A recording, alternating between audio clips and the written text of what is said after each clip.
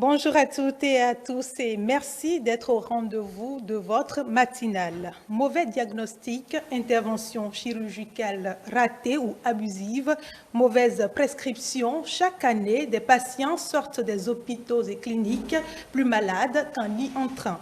Si l'erreur est humaine, dans le monde médical, elle est souvent fatale. Sujet tabou, il n'existe aucune donnée statistique sur le nombre exact d'accidents médicaux, mais l'OMS classe les erreurs médicales parmi les 10 premières causes de décès dans le monde.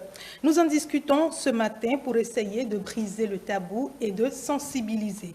Vous pouvez également participer à cette discussion en apportant des témoignages ou en posant vos questions à nos invités sur le 98 80 93 71 pour les appels et le 55 01 82 91, le 55 01 82 91 pour nous laisser vos messages. Des invités sont attendus sur ce plateau, mais déjà nous avons quelques-uns installés ici. Nous avons Dr Komlan Agossou, médecin, bonjour. Bonjour. Merci d'avoir accepté notre invitation. C'est un plaisir. Sur ce plateau, Émeric Okoupeli, comment vous allez? Bonjour Alila Draman, bonjour aux amis téléspectateurs. Merci d'être là. C'est un plaisir. À côté de vous, on a Dr Cyril Apovo, il est psychiatre. Bonjour docteur et merci de votre présence sur ce plateau. Bonjour, merci bien. Nous allons commencer par vous, Émeric. Est-ce que vous avez connaissance des cas d'erreur médicale chez vous ou dans votre entourage? Oui, je crois que quand on parle d'erreur médicale, il faut d'abord dire que c'est, comme vous l'avez dit dans votre introduction, c'est une opération ratée, une erreur de diagnostic, un défaut dans l'appréciation du soin ou l'administration tardive de celui-ci. Et donc, je crois que quand on s'en tient à cette définition, je crois que d'une manière ou d'une autre, nous l'avions vécu, même si ce n'est pas personnel, il y a quand même des connaissances, des amis, des parents qui ont vécu ces erreurs médicales-là. Et il faut dire que quand on parle d'erreur médicale, il y a une différence également entre erreur médicale et faute médicale. Les médecins, les spécialistes sur le plateau vont nous l'expliquer. Vont nous aider à mieux comprendre. Docteur Agossou, quand on parle d'erreur médicale, qu'est-ce qu'on peut y comprendre? Écoutez, erreur médicale, c'est un terme, comme vous l'avez annoncé tout à l'heure, qui réunit un ensemble de concepts et un ensemble de déconvenus que le client rencontre. Le patient. C'est un client et s'il n'est pas un client, il ne pourra pas être bien traité. Et quand on le traite comme un client, je pense qu'on le traite mieux. Pour la simple raison qu'un client, il doit être satisfait. Et pour le satisfaire, donc, on respecte un certain nombre de principes, de considérations. Il y a des objectifs qui permettent à ce que ce client soit satisfait. Parce que patient veut dire qu'il patiente et il attend. Alors quand il attend, de toutes les façons, on tombe déjà dans l'une de ces erreurs dont vous parlez tout à l'heure, retard à la prise en charge. Voilà. Donc, un certain nombre de choses qui ne respectent pas le droit du patient dont nous parlons et un certain nombre de choses qui ne respectent pas le code de déontologie médicale, un certain nombre de choses qui ne respectent pas les lois concernant la santé dans le pays. Nous savons que la profession médicale ou les professions médicales et paramédicales sont des professions réglementées. Donc, c'est des professions qui sont instaurées par des lois de la République qui dictent comment elles doivent être exercées pour être le mieux. Donc voilà, en introduction, comment je peux aborder le sujet. Sur les erreurs médicales. Voilà. Docteur Apovo, quels sont les secteurs dans lesquels on est susceptible d'avoir des erreurs médicales? Merci, madame. Les erreurs médicales peuvent survenir à tous les niveaux, parce que tous les médecins sont là pour soigner. même si toujours ne guérissent pas. Mais ils sont là au moins pour soulager. Soulager ou arriver à guérir. Mais ils ont l'obligation quand même d'être bien formés. C'est-à-dire qu'il faut quand même des plages techniques. C'est-à-dire qu'il doit être des professionnels de la santé, n'importe qui ne s'occupe pas de la santé. Parce que la vie humaine est très importante. C'est ce qui explique la durée des études. Et ce n'est pas pour le médecin qui veut. Parce qu'il faut avoir et cultiver une conscience professionnelle. Il faut avoir, j'allais dire même, une certaine vocation. Parce qu'il faut aimer ce que l'on fait. Et le patient qui vient, il vient de chez lui, rassuré, sachant qu'en allant, il pourra avoir gain de cause pour son état de santé. Il vient pour être soulagé, il vient pour être soutenu. Et en venant, il est sûr qu'il y aura amélioration de son état de santé. Mais maintenant, s'il y a des déconvenus après le résultat escompté n'est pas obtenu, là, on peut dire qu'il peut y avoir des erreurs médicales à la base qu'il faudra peut-être rechercher. Parce que le patient même ne peut pas reconnaître que le médecin a fait une erreur dans la mesure où il lui fait confiance. Il lui fait confiance, c'est cette confiance qui lui permet aussi de pouvoir vite guérir. D'accord. Merci. On va revenir sur comment reconnaître les erreurs médicales, mais déjà, docteur Agossou, on a parlé de différence entre erreur médicale et faute médicale. Y a-t-il une différence? Bon, dans tous les cas, c'est dans le même ordre d'idée. OK? Donc, ces deux terminologies apparaissent lorsque le résultat attendu par le patient n'est pas obtenu. Et quand le patient n'obtient pas gain de cause, il s'agit de savoir quelles sont les raisons. Est-ce que c'est lié au fait que les moyens mis en œuvre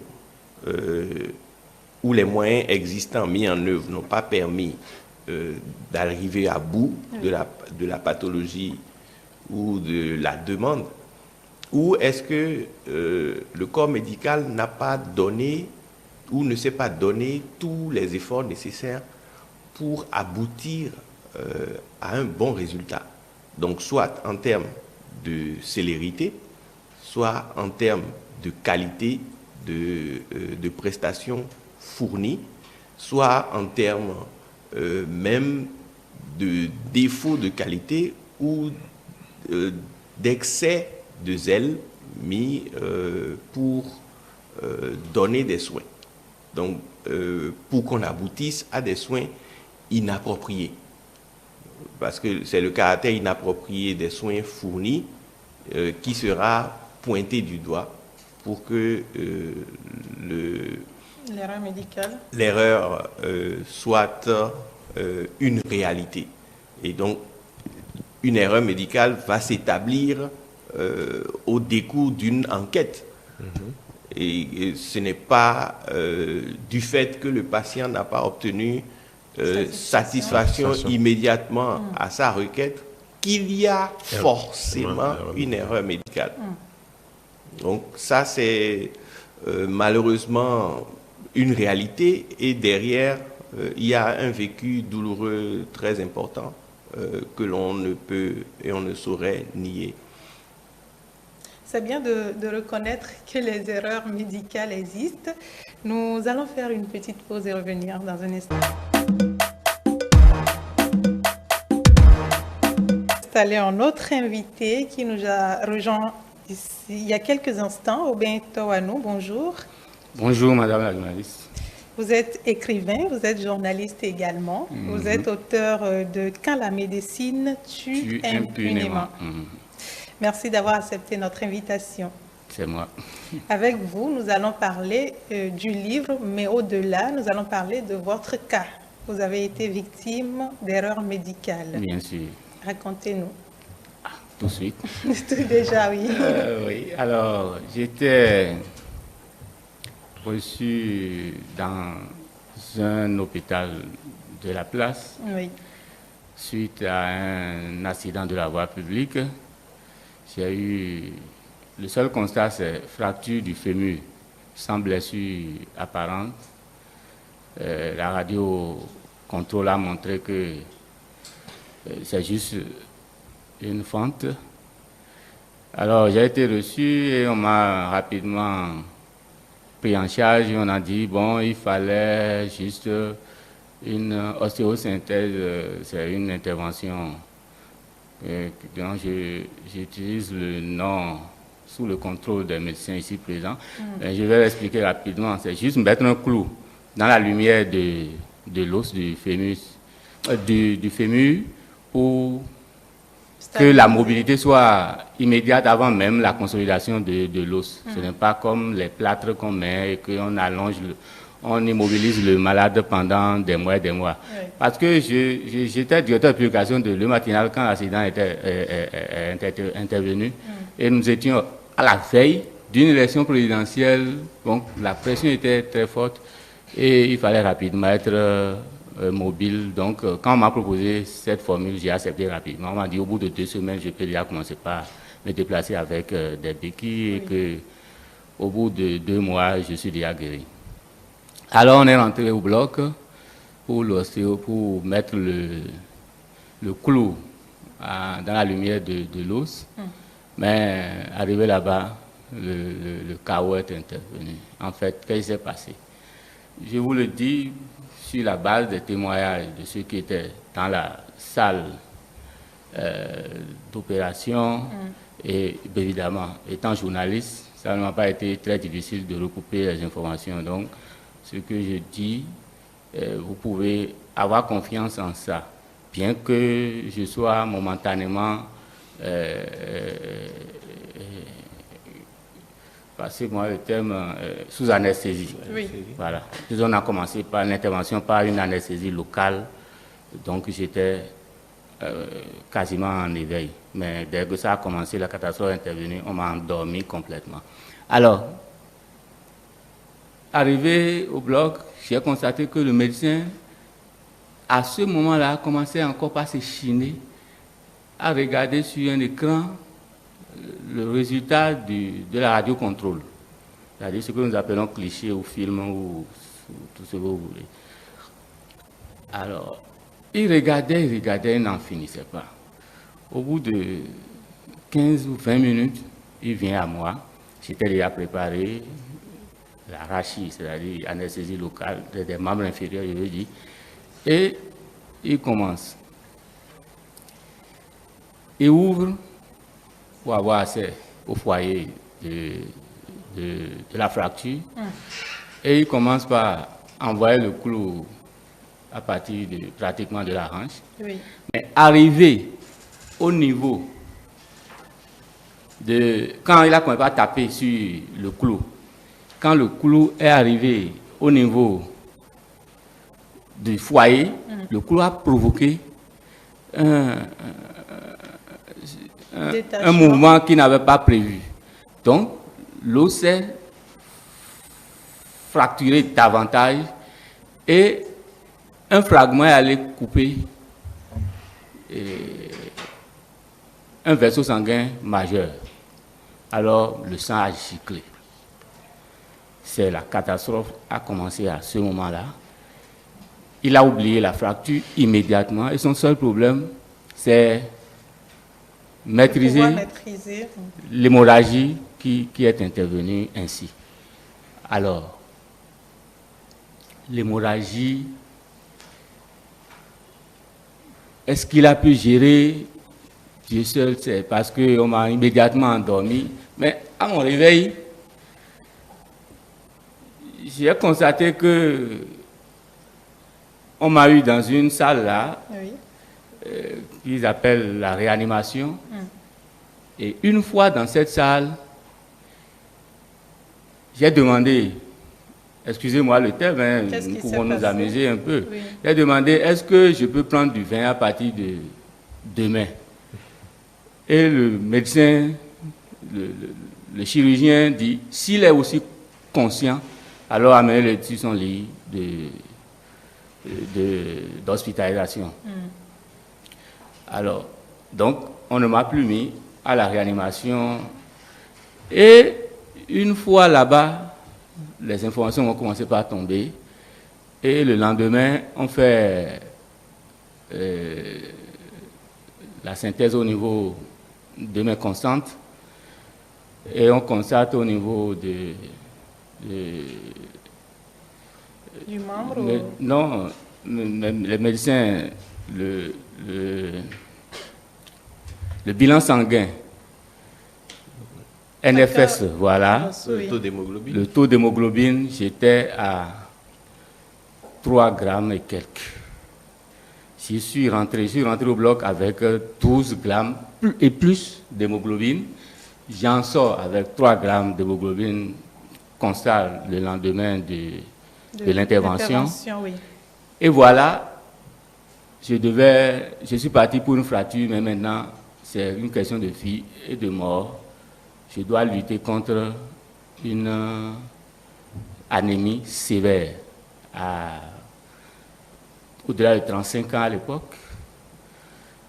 Ça a été toute une souffrance. D'accord. Après toutes ces étapes-là, qu'est-ce qui s'est passé les jours qui ont suivi? Est-ce que vous avez pu Les jours marcher? qui ont suivi, quelques jours après, parce qu'il a oublié l'os, comme j'ai dit, il a rafistolé d'une certaine manière, attaché comme un fagot de bois, tout ce qui s'est fracassé là. Et il a laissé ça sans intervention. Vous pouvez voir dans le livre, j'ai mis les images de la radio-contrôle à mon arrivée et la radio-contrôle le lendemain de l'intervention. Alors, le lendemain, comme le tableau était aussi sombre sur le plan anémie, la seule lutte, c'était de m'envoyer des poches de sang. J'en ai reçu suffisamment. Tout ceci déteint sur ma santé aujourd'hui. Alors, le sang rentrait et sortait en même temps parce que j'avais un drain qui était rempli à plus de 500 cc tous les jours. Les médecins comprennent ce que je dis. J'ai gardé le drain pendant une semaine et le sang, on me mettait des poches de sang régulièrement. Et il y avait aussi d'autres injections pour que je reprenne en matière de... Ils étaient sûrs que c'est fini pour moi parce que même le médecin a mis 4 jours pour revenir me voir, le chirurgien. Et les infirmiers, en dehors de ceux qui m'approchaient pour soigner ma plaie, me regardaient par la fenêtre s'il était encore là. Et c'est un schéma que ça ne vous choque pas, mais aujourd'hui on peut en rire. Heureusement, je suis là pour en parler et on peut en rire. Alors, on me regardait par la fenêtre, il est encore là, ce monsieur. Et je vais rendre hommage à Feu Thévoïdre, Albert Thévoïdre. Il faisait partie de mes contacts réguliers. Il a su que je suis admis à l'hôpital et il m'a envoyé, quand je lui ai présenté, je lui présentais je parlais encore, hein, oui. Je recevais les coups de fil, je n'étais pas impotent, je parlais, je ne bougeais pas bien sûr du lit, mais je parlais, j'échangeais encore avec les gens. Alors, il m'a eu au téléphone, il m'a dit, Jean lui ai présenté la situation, il a dit, ah, j'ai une dame, Madame Egouleti, docteur Egouleti, elle travaille à Seyon, à Cotonou, je ne sais pas si elle est là jusqu'à présent. Oui. Et elle m'a visité au moins 2 fois. La première fois qu'elle est venue avec de petites pastilles, de petites billes colorées, différentes couleurs. Elle m'a dit d'en mettre un certain nombre sous la langue tous les jours. Quand j'ai commencé, je suis passé de 3 grammes d'hémoglobine à 7 grammes en 48 heures. Alors, après ça, on a commencé, les gens viennent dire, consommez ceci, faites cela. Et à 7 grammes, ça s'est stabilisé, je ne bougeais plus. De là, pendant, disons, 4 mois. Et je pour suis la resté fracture à 7 grammes pendant 4 mois. C'est au bout de 4 mois que j'ai atteint 9 grammes d'hémoglobine. Oui. Et c'est en ce moment-là qu'on a pu intervenir une seconde fois. Mais entre-temps, j'ai changé de centre de santé, vous comprenez, en tout cas d'hôpital, parce que je vais encore rapidement expliquer ce qui a fait que je suis sorti de là. Au bout de quelques jours, quand j'ai atteint les 7 grammes, le chirurgien s'est surpris du résultat. Je ne sais pas comment c'est arrivé non plus. Il est venu à moi et il a dit, je vous reprends au bloc demain. Et ça vous a fait peur? Je lui ai dit, mais... je lui ai parlé franchement, je lui ai dit, mais je suis venu ici avec 12 grammes d'hémoglobine, je suis sorti du bloc avec 3 grammes, et à 7 grammes, vous me dites, vous me reprenez demain. Il dit non, que ça va se faire. J'ai dit, ça ne peut pas se faire si moi, je n'ai pas la preuve qu'il y aura des spécialistes d'ailleurs. Il dit, bon, que si c'est... Il a quand même pas donné... Je lui ai donné un certain nombre de noms que j'avais déjà contacté, avec qui j'ai échangé longtemps. Alors, il m'a dit, si c'est tel, je suis d'accord, mais si c'est tel... Non. Il parlait de tout sauf un scientifique, quoi. Je n'ai pas compris. Alors, j'ai dit, avec ce monsieur, il faut partir d'ici. Alors, c'est comme ça que je suis parti. C'est ailleurs que j'ai atteint les 9 grammes. Et l'intervention a eu lieu à nouveau. Bon, avec des fortunes diverses, mais je peux vous dire que même après cette intervention, quand j'ai eu les 9 grammes d'hémoglobine, je n'ai pas eu le résultat, puisque c'est finalement à l'indigénat que j'ai pu laisser béquilles et cannes. J'étais avec 2 béquilles quand je suis rentré chez moi. Oui. Le praticien est venu, il a fait ce qu'il peut faire, et au bout de 3 mois, je pouvais me déplacer avec une canne. Et plus tard, je suis devenu ce que vous avez vu quand je suis venu là. Vous avez vu comment j'ai marché avec une chaussure pratiquement prothèse. Voilà. D'accord. Merci beaucoup à vous. Est-ce que vous avez, c'est Émeric? Oui, j'ai lu quelque part dans votre ouvrage où vous disiez que de cet état de stress permanent, vous gardez aujourd'hui, entre autres, des maux quasiment incurables, avec comme conséquence une tension artérielle perturbée et un cœur relativement fragilisé. Expliquez-nous, jusqu'à l'heure où on parle, vous n'êtes pas totalement guéri, n'est-ce pas? Non, je ne veux pas dire que je suis guéri, puisque je suis allé au bloc très solide. Moi, je ne connaissais même pas l'hôpital. C'est pourquoi il y a l'utilité d'écrire un tel livre, comme un témoignage, pour montrer aux potentiels patients que l'hôpital n'est pas forcément l'endroit où on va pour avoir satisfaction. Et ça ne veut pas dire qu'il ne faut pas aller à l'hôpital non plus. C'est-à-dire qu'il faut aller à l'hôpital avec les informations d'une certaine qualité pour savoir comment traiter avec les médecins. Moi, je n'avais presque jamais connu, je suis né à l'hôpital, certes, mais je n'ai jamais eu de contact avec l'hôpital jusqu'au jour de mon intervention. Je n'ai jamais été perfusé. La première fois qu'on m'a placé un perfuseur, c'est le jour de mon accident. Je n'ai jamais été perfusé, je n'ai jamais rien eu avec l'hôpital. Chez moi, à la maison, c'est la tisane qu'on prend en prévention pour le paludisme. On ne guérit, on ne tombe pratiquement pas malade de ces choses-là. Donc, ça arrive, même quand ça arrive, à peine on prend un peu de quinine et c'est parti. Donc, vous voyez, ce qui fait que je n'avais pratiquement pas de contact avec l'hôpital et j'ai été choqué, surpris et déçu par ce que j'ai vu.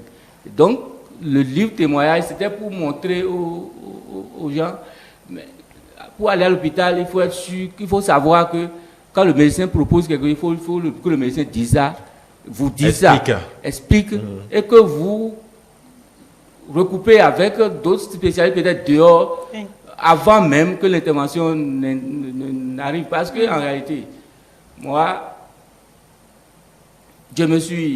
pour moi, le médecin, c'est celui qui soigne, c'est absolu. C'est lui qui connaît tout. Il m'a eu, il m'a déçu, et nous voilà. Donc, est-ce que je suis complètement guéri, comme votre question le dit? Non, puisque j'ai dit, comme vous le dites, tension artérielle perturbée, cœur fragilisé. Voilà. Et quand je vous dis que je n'ai presque jamais eu de contact avec l'hôpital, vous comprenez que je dois avoir un organisme solide. Et comme je vous l'ai dit, je ne tombe presque pas malade. Et je viens à l'hôpital et voilà. Je précise que dans votre livre, vous avez également rapporté des témoignages d'autres personnes. Bien sûr, parce que ce serait égoïste de se limiter à mon seul cas, à ma seule personne. Alors, quand j'ai fini de réciter, de raconter mon cas, j'ai ouvert une liste de potentielles victimes. Je dis potentielles ou... Est-ce des potentielles? Non. De supposées victimes d'erreurs médicales. Et j'ai échangé avec eux, ils m'ont donné leur cas. J'ai essayé d'affiner parce qu'il ne faut pas raconter tout ce qu'on entend et dans n'importe quelle condition. Donc, je rentre en contact avec le médecin et tout ça. Et bon, et finalement, j'ai le résultat des autres. D'accord. Et les cas des autres. Et dans ces cas, c'est pratiquement les mêmes erreurs. Ça se limite à quoi? Soit le plateau technique est insuffisant, et soit c'est la compétence du médecin même qui est en cause, ou c'est... Vous avez vu à la page, à la première page, à la couverture, vous avez l'image d'un hibou. Voilà, d'un hibou. C'est pour exprimer quoi? Vous voyez, vous êtes victime d'une erreur médicale ou d'une bêtise humaine, et le scientifique qui ne connaît que la science et le rationnel vous prend et vous dit vraiment ce qui s'est passé au bloc là, on n'a pas compris, hein, peut-être qu'il y a des choses derrière vous. Après, je ne sais pas. Un scientifique, j'aurais entendu ça de tout le monde, sauf d'un scientifique qui ne m'a pas prévenu qu'il y a ça avant d'intervenir. Comment lui peut savoir qu'il y a ça? Et si lui, scientifique, son problème, lui, scientifique, si il sait que dans le milieu dans lequel il intervient, l'environnement dans lequel il intervient, s'il sait qu'il y a cette intervention-là qui peut me remettre en cause ses compétences, alors pourquoi ne pas s'informer et prendre des dispositions, voire même se former. Docteur Agossou, il y a un commentaire sur le récit de monsieur Obeto-Wan. Obeto-Wan, oui. Bah, écoutez, je compatis à la douleur de M. Toranou. Merci, M. Agossou. Et je suis désolé que ça en soit à ce niveau. M. Toranou n'est pas guéri, et c'est vrai. Et parce que je pense qu'il a besoin d'un accompagnement au-delà de tout autre type d'accompagnement, d'un accompagnement psychologique. Si ça a eu lieu, déjà, je lui conseillerais de le renforcer parce que ça lui permettra de mieux s'équilibrer. Ça, ce n'est que un commentaire de conseil un peu de praticien que je suis. Alors, est-ce que c'est une erreur médicale? Bien sûr, puisque il y a beaucoup de paramètres non maîtrisés, non élucidés, n'est-ce pas? Oui. Les conditions dans lesquelles l'accident est intervenu au bloc opératoire ne sont pas claires. Au-delà, il y a des dommages et il reste des séquelles physiques, morales, psychologiques. Donc, probablement qu'il y a, nous sommes devant un cas d'erreur médicale. Oui. Alors, il aurait fallu que cela soit investigué comme il faut par les instances qu'il faut pour que un verdict en soit ressorti pour fixer un peu tout un chacun, même si cela ne satisferait pas tout le monde. Et Mais quand je vais dans les détails, oui. C'est une situation d'abord où l'indication ne me pose pas de problème. Pour la simple raison qu'une fracture du fémur, ça fait perdre jusqu'à 1,5 litre de sang sur le cou, lorsque c'est une fracture vraiment déplacée. Et souvent, c'est une fracture qui intervient si le sujet jeûne. Donc, le souhait des médecins, c'est de le remettre en marche pour qu'il reprenne une activité physique professionnelle le plus vite possible, parce que lorsqu'on l'immobilise, l'immobilisation dure au moins 3 mois. D'abord, et après les 3 mois, il faudra le rééduquer, parce que ces articulations qui sont immobilisées, c'est 3 articulations au moins qui seront immobilisées. On va immobiliser la cheville, le genou et la hanche, si on devrait mettre un plâtre. Et donc, on va bloquer toutes ces articulations pendant 3 mois et il sera obligé d'être rééduqué pendant un moment plus ou moins long avant de récupérer. Donc, lui proposer un enclouage, c'est-à-dire de mettre un métal dans le centre de l'os du fémur, parce que l'os contient une partie creuse. C'est la partie où se trouve la moelle osseuse. C'est dans cette partie que le métal que l'on appelle le clou sera inséré. Donc, ce clou devrait être adapté à la lumière. Je vais être un peu plus simple, parce que lumière, c'est un peu trop technique. Ça doit être adapté à la taille de l'ouverture qui est à l'intérieur de l'os. Donc, ça doit être choisi de sorte que lorsqu'on l'y introduit, ça tienne correctement et que ça ne cause pas d'autres dégâts.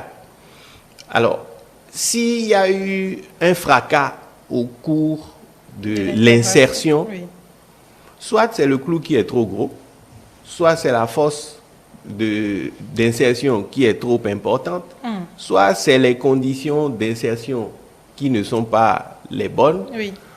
Je ne suis pas spécialiste de traumatologie, donc je ne pourrais pas dire la science infuse en la matière, mais quand j'analyse de mon côté, il y a eu un accident péropératoire grave qui, à mon avis, a été jugulé de façon assez satisfaisante, puisque la vie a été préservée au final, parce que l'artère fémorale apparemment a été lésée.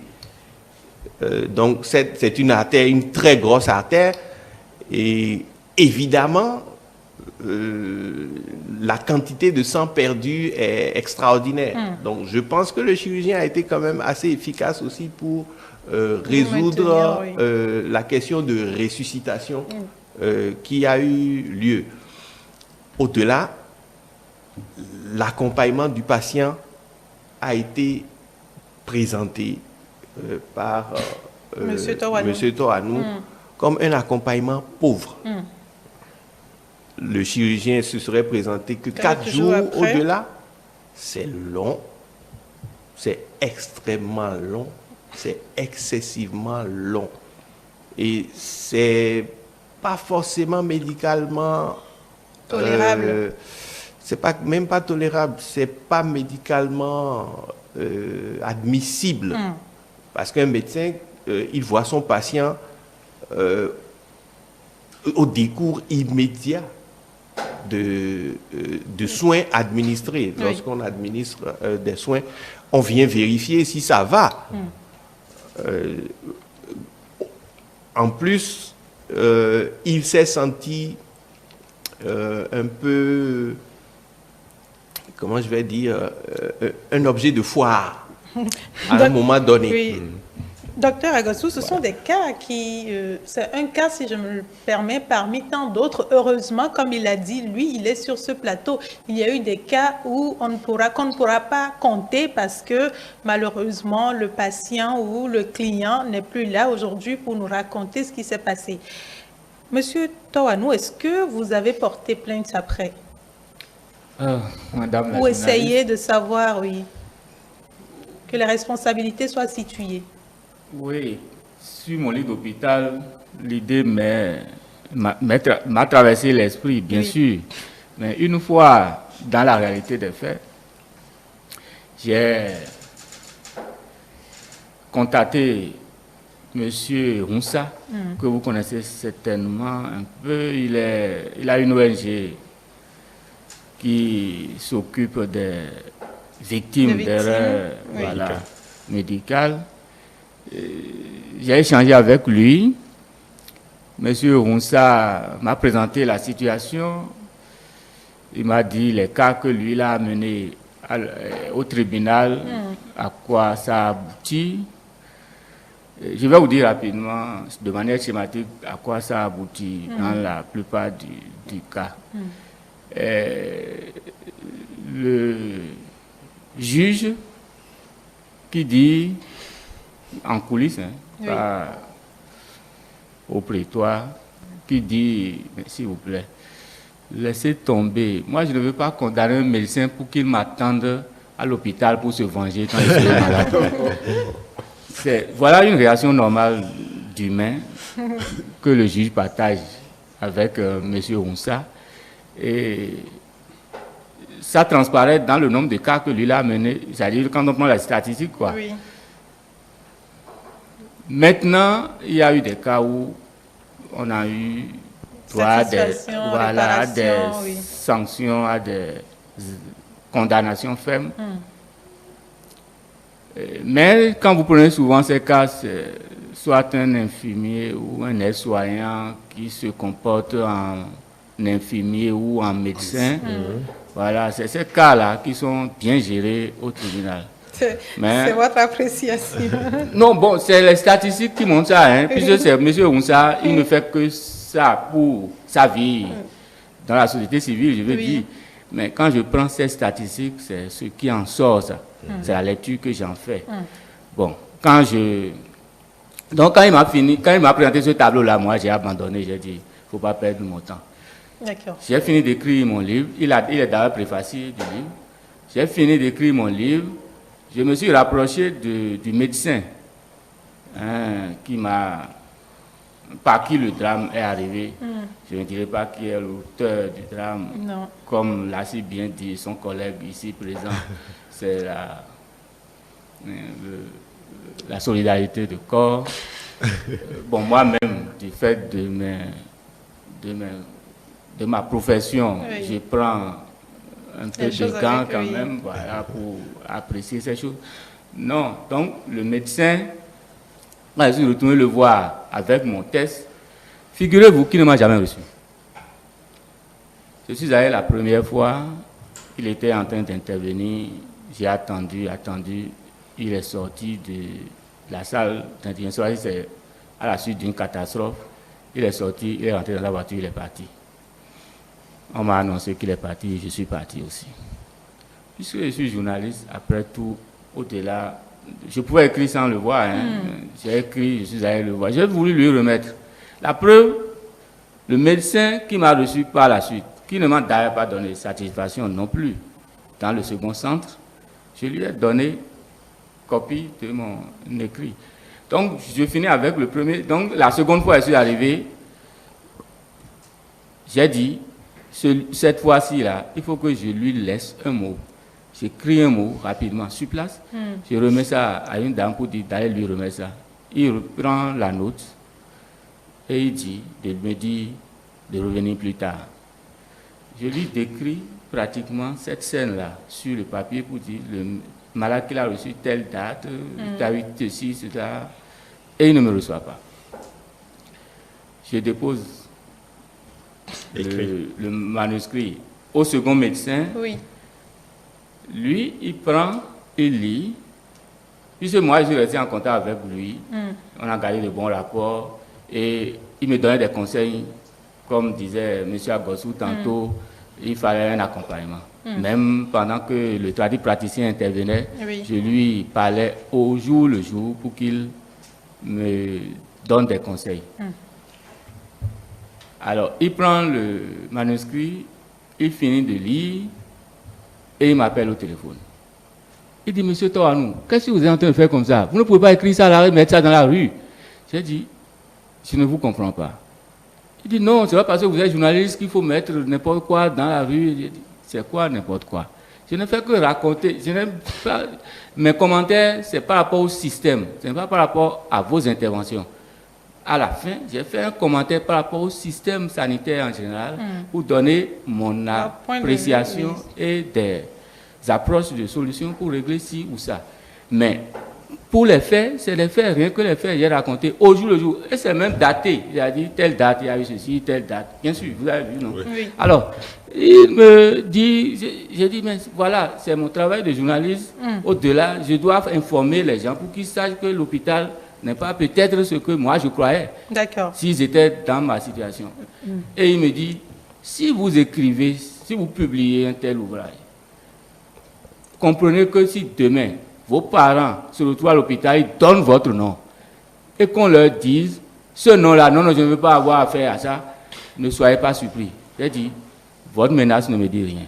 Monsieur Toanou, permettez qu'on vienne. Docteur Aporo, ce sont des cas qu'on rencontre souvent. Au Bénin, on a eu beaucoup de témoignages avant cette émission où les victimes ou les parents de victimes ont choisi ne pas engager une poursuite, soit pour mieux comprendre, pour situer les responsabilités. Est-ce que vous recevez de ces cas que vous accompagnez? Merci. Je dois avouer que tout ce qu'a eu à faire M. Bentoanou, c'est de bonnes démarches. Pourquoi? Parce que ça fera que les médecins vont se prendre un peu plus au sérieux. Et avant d'agir, ils vont bien réfléchir. Parce qu'un médecin, quand même, on va essayer de le savoir. C'est-à-dire la connaissance théorique. Et puis le savoir-faire, c'est-à-dire la pratique. Or, c'est au niveau de la pratique maintenant qu'il y a eu défaut. Mais je dois avouer quand même que le médecin qu'elle a opéré a pris quand même des précautions au départ, puisque selon le dit de M. Toanou, il a dit qu'il a pris le cliché « regarde, regarde, regarde ». Je crois que ce n'est pas mauvais. C'est pour se rassurer, parce qu'il n'y a pas, je crois que ce n'était pas une fracture ouverte. Vous avez dit qu'il y avait certainement une fissure. C'est-à-dire, il y avait une fissure, mais elle a jugé utile d'employer, de mettre le clou pour pouvoir fixer et garder. Mais l'intention était bonne. Mais le résultat, peut-être, n'était pas ce à quoi il s'attendait. C'est tout. Sinon, il y a eu de bonnes réactions. Malheureusement, ça s'est mal tourné, puisque les autres sont oubliés. Donc, si bien qu'il y a eu blessures multiples. Alors, vous avez même dit qu'il y a eu blessure de vaisseau. Le sang a giclé, l'hémorragie est devenue abondante. Mais il a fait ce qu'il a pu, parce qu'en urgence, il devait vous sauver. Et l'hémorragie était plus importante, donc l'urgence était là. Donc il a tout fait pour que l'hémorragie cesse.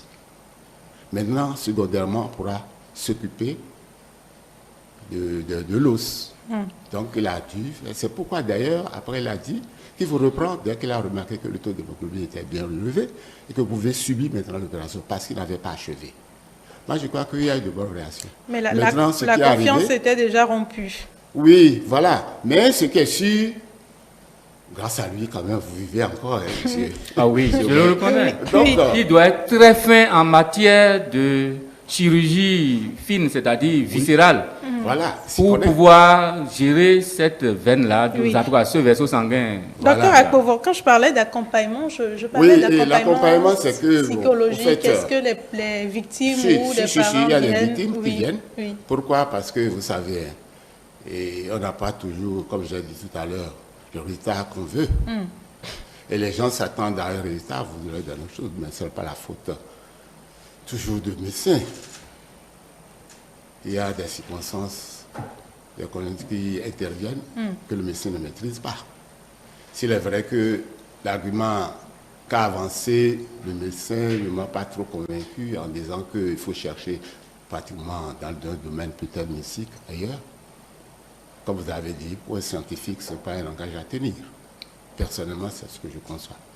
Vous comprenez? Il a manqué quand même de vous donner une certaine assurance. C'est-à-dire de vous tranquilliser, de vous apaiser, de mériter votre confiance. Vous n'avez pas eu la confiance. La preuve est que vous avez tellement douté qu'après, même quand elle a dit qu'il va intervenir, vous avez fui. J'ai dit fui parce que vous avez quitté l'hôpital. Vous avez été ailleurs parce que vous le trouvez maintenant qu'il est incompétent. En réalité, il continue sa profession. L'incompétence, vraiment à votre niveau, vous l'avez diagnostiqué, cependant, il réussit. Peut-être dans des circonstances même plus difficiles, dans des observations plus délicates. Oui. Voilà, le jour, ça est arrivé. Donc, l'accompagnement se fait puisque les gens se plaignent. Les parents se plaignent. Pourquoi? Parce qu'il y a des séquelles. Et vous-même, d'ailleurs, vous traînez des séquelles. Vous avez besoin d'être suivi. Mais une chose est sûre quand même, sachez que dès que vous avez quand même un handicap, vous avez une fracture, tout ça, vous ne pouvez pas récupérer comme vous étiez. C'est-à-dire tel que vous êtes né. Donc, il doit y avoir un peu de séquelles. Seulement si ces séquelles sont irréversibles et que ces séquelles sont très graves, c'est là où ce n'est pas bon. Les séquelles psychologiques se résument à quoi? Mais les séquelles psychologiques se résument par exemple avec ce qu'il dit là. Bon, déjà, il a quand même une certaine méfiance des médecins maintenant. Et puis, ceux qui vont à l'hôpital maintenant, il est là, il leur donne des conseils, n'est-ce pas? Ça veut dire que lui-même, il doute un peu maintenant de la, j'allais dire même de la médecine moderne, puisqu'il a fini par dire quand même qu'il a pu avoir la vie sauve, en griffe, grâce au tradipraticien. Mais, en tout cas, pour moi, au moment où il était parti chez les tradipraticiens, l'essentiel était déjà fait. Ça veut dire quoi? La fracture a été cicatrisée, l'hémorragie a été jugulée, et puis maintenant, il va là-bas, pour moi, c'est une rééducation. Mais ils ont bien su le prendre, puisque sur le plan psychologique, ils l'ont bien entouré, ce qui a fait qu'il a eu confiance, et puis, il a le résultat qu'il a maintenant. Maintenant, les séquelles qu'il traîne, il faut quand même qu'on essaie de voir, pour le suivre un peu sur le plan psychologique, pour qu'il quand même il revienne quand même à avoir un peu plus confiance. Est-ce qu'il y a eu des cas que vous avez suivis qui n'ont pas pu remonter la pente? Par exemple, quelqu'un qui a perdu un parent pour erreur médicale, qui ne s'en remet plus jamais, qui n'est plus jamais le même, qui n'arrive pas à s'adapter ou à s'insérer à nouveau dans la société, au-delà de faire confiance aux médecins. Oui, mais vous savez, et dans ces conditions, vous savez que les conséquences sur la famille comme sur le patient dépendent de sa personnalité. C'est-à-dire de sa capacité à pouvoir assumer les nouvelles responsabilités, de sa capacité à pouvoir encaisser tout ce qui va se passer. Parce que chaque individu réagit selon sa personnalité. Là où le seuil de douleur est très avancé, par exemple chez certains, en particulier chez les femmes, les hommes ne ressentent pas les mêmes sentiments. Vous comprenez? Ce que je veux dire par là, ça dépend. Ça dépend de la possibilité, de la capacité de résilience de l'individu. C'est-à-dire, s'il est psychologiquement armé, bien fort, il va traverser cette période-là. Avec votre accompagnement, bien évidemment. Bien sûr, évidemment, avec notre accompagnement. Mais vraiment, s'il se laisse aller, bon, évidemment, il va sombrer dans une certaine dépression. Et non seulement ça, dans un état psychotique. Parce que c'est une perte, puisque parfois il arrive même à ce qu'il y ait des décès. Et ceci aussi, au niveau des parents, ça dépend du rôle que joue cette personne dans la famille. S'il s'agit et d'un aîné, ou bien alors de quelqu'un qui soutient la famille et qui est handicapé, et qui est dans un handicap irréversible, il ne peut plus travailler, alors que c'était le signe de la famille. Et sur le plan pécuniaire, vous voyez quand même que la famille en ressort. Donc, franchement, les gens s'en ressortent, mais difficilement, il faut l'avouer. Pourquoi? Parce que c'est un bras droit qui est devenu invalide. Donc, il faut comprendre tout cela. Et j'avoue quand même que notre journaliste Aubin, lui, quand même, il s'en est bien sorti. Il s'en est bien sorti. Plus ou moins. Plus ou moins. Et puisqu'il continue sa vie, non seulement il continue sa vie, il a même écrit un livre pour pouvoir quand même... Moi, j'en ai 11 en librairie aujourd'hui. Vous voyez, et ça marche. Ou bien les gens vous parlent, ils vous disent que bon, vous avez...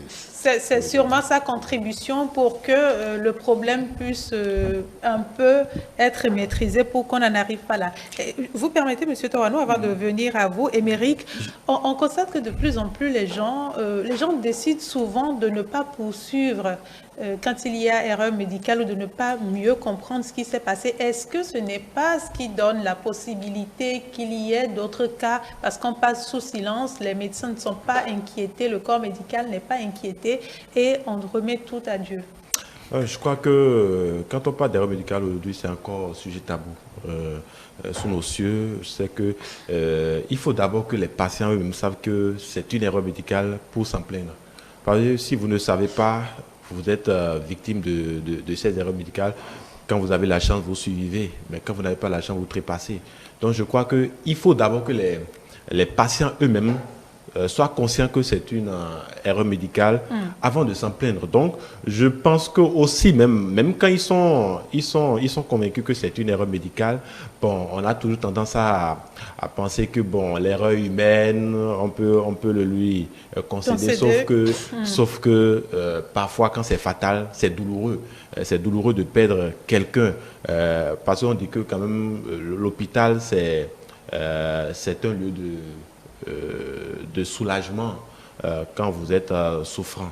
C'est un lieu de soulagement, c'est un endroit où quand même vous allez en espérant revenir en forme. Oui. Alors quand vous allez là-bas et que ça tourne au vinaigre, je crois que c'est déplorable et je crois que ça remet sur le tapis plusieurs interrogations. Parce que quand on parle d'erreur médicale aujourd'hui, peut-être que le médecin va nous l'expliquer. Il y a différentes sortes d'erreurs médicales. C'est même classifié selon les types d'erreurs médicales. Je voudrais quand même que vous prononciez là-dessus. Quand on parle d'erreurs médicales, quels sont les types d'erreurs médicales et comment les classifier? Bon, écoutez, tout ça est plus juridique que technique médicale. Donc, je ne suis pas la personne on reçoit un juriste d'un instant à l'autre. Pour faire la catégorisation de façon erreurs, simple, puisque moi, mon job n'est pas justement de faire des erreurs médicales. J'imagine que mon job, c'est... Ça pourrait arriver. Non, mon job, c'est de faire... ce qu'il faut. Le soin médical. Et le soin médical est codifié. Donc, les règles d'exercice sont multiples. Les règles, elles sont multiples et multiformes. Et les erreurs peuvent venir de partout. Des erreurs, ça pourra survenir de plusieurs manières. Mais ces erreurs sont dues à quoi, en fait? Il y a plusieurs catégories de choses qu'on peut avoir. Justement, déjà,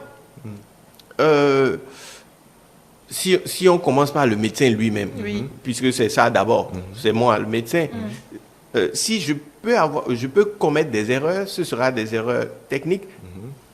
Si je suis un médecin praticien d'actes, donc je peux commettre des erreurs techniques parce que les techniques médicales pour poser les actes, je ne les ai pas bien maîtrisées ou je les ai mal utilisées. Ça, c'est des erreurs techniques. Je peux commettre des erreurs parce que je me suis trompé de diagnostic. J'ai mal apprécié la situation ou bien je n'ai pas toutes les connaissances nécessaires pour apprécier cette situation. Je n'ai pas l'expérience nécessaire ou j'ai sous-estimé ce que c'est, etc. Donc, c'est souvent des questions de compétences. Ça, c'est inhérent directement à la qualité même du médecin. Maintenant, je peux commettre des erreurs parce que je ne respecte pas le droit du patient. Contre l'humanisme, en fait. Il a des droits, le patient. Et justement, quand M. Thor nous parlait tout à l'heure, tout ce qu'il disait me ramenait à une époque bien lointaine de celle d'aujourd'hui. Oui. La réglementation a augmenté.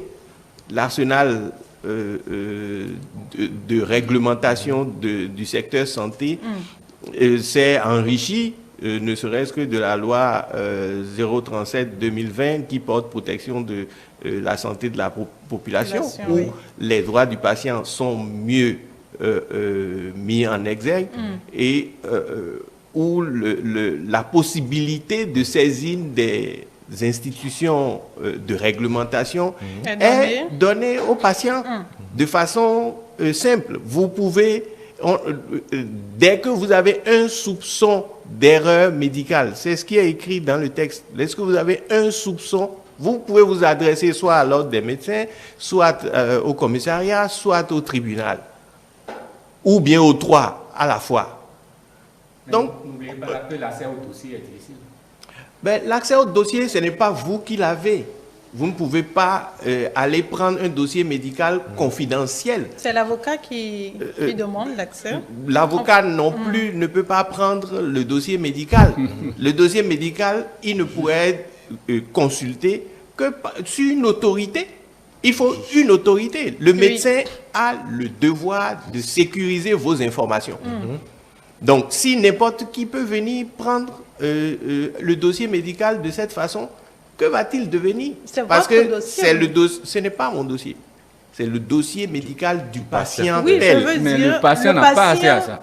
C'est son dossier. Le patient a accès au dossier médical. Il a accès aux informations. Il a le droit à toutes ces informations.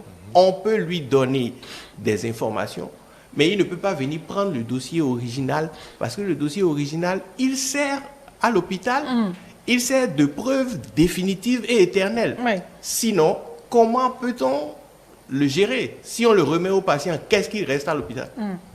Qu'est-ce qui reste au médecin qui soigne? Oui. Pas une copie. Oui. On va donner la parole à Dr Akpovo pour lui permettre de dire son mot de fin et installer le juriste. Mais avant... Oui. Vous permettez, oui. Puisqu'il a dit quelque chose qui nous... Ok, sur sur mon cas. Il disait que la fracture était presque jugulée, que le taille praticien n'a fait que la rééducation. Non, pas du tout. Au bout de 6 mois, je dis 6 mois après la seconde intervention, c'est-à-dire le couloir a commencé par m'embêter sérieusement et on a dû l'enlever. Le médecin, le même médecin, je suis allé au bloc une 3e fois. On a enlevé le clou et je n'ai pas pu me tenir sur la jambe, comme si la fracture était toujours là. Je ne sais pas si vous voyez. Donc, je n'ai pas eu satisfaction. Merci pour cette précision. Bon, oui. compris. Docteur Akpovo, un mot pour toutes ces personnes qui ont été victimes, qui ne viennent pas pour des accompagnements psychologiques et qui en souffrent véritablement. Vous savez, pour quand même aller vers les juristes, pour se plaindre, il faut quand même avoir un certain niveau intellectuel. Il faut savoir, il faut s'y connaître dans la médecine. Du moins, il faut connaître ses droits. Voilà. L'ignorance de nos droits fait que, bon, les gens ne se plaignent pas. Je pense que le médecin peut faire ce qu'il veut. Mais en dehors de ça, il faut quand même avouer que dans notre pays, nous mettons en exergue un peu trop souvent la foi. C'est-à-dire nos convictions religieuses. Alors, si bien que, à la fin, c'est comme si c'était la fatalité. Oui, Dieu l'a voulu, c'est comme ça. Et puis, on se croise les bras, on ne se plaint pas. Vous comprenez? Donc, dans ces conditions, les gens ne peuvent pas quand même aller se plaindre. Donc, il faut que ça s'arrête. Oui, parce que quand même, il faut que chaque médecin, normalement, doit savoir que un jour ou l'autre, il peut faire des erreurs. D'ailleurs, souvent, on dit que chaque médecin a son cimetière derrière lui. On le dit. Ça veut dire quoi? Il a dû commettre des bévues. Peut-être sans se rendre compte, sans le savoir. Également, mais en dehors de ça, il faut avouer quand même que Et pour se plaindre, il faut s'y connaître. Si vous ne vous connaissez pas, vous ne pouvez pas vous plaindre. Mais si vous reliez tout à Dieu, là, c'est la fatalité. Vous n'avez plus d'aller. Ou alors vous dites à quoi ça sert, et puis bon, vous laissez tout. Mais il faudrait quand même que, normalement, que chaque médecin essaie d'avoir un avocat, qu'est-ce que je vais dire par là, pour le défendre dans ces conditions. Et je crois qu'on en arrivera là. Pourquoi? Parce que si le malade commençait vraiment à se plaindre, je crois qu'il y aura encore une amélioration. Et les choses vont changer. Vont beaucoup changer. Merci à vous, docteur Cyril Apovo. Je rappelle que vous êtes psychiatre. Merci d'avoir participé à cette discussion. Merci.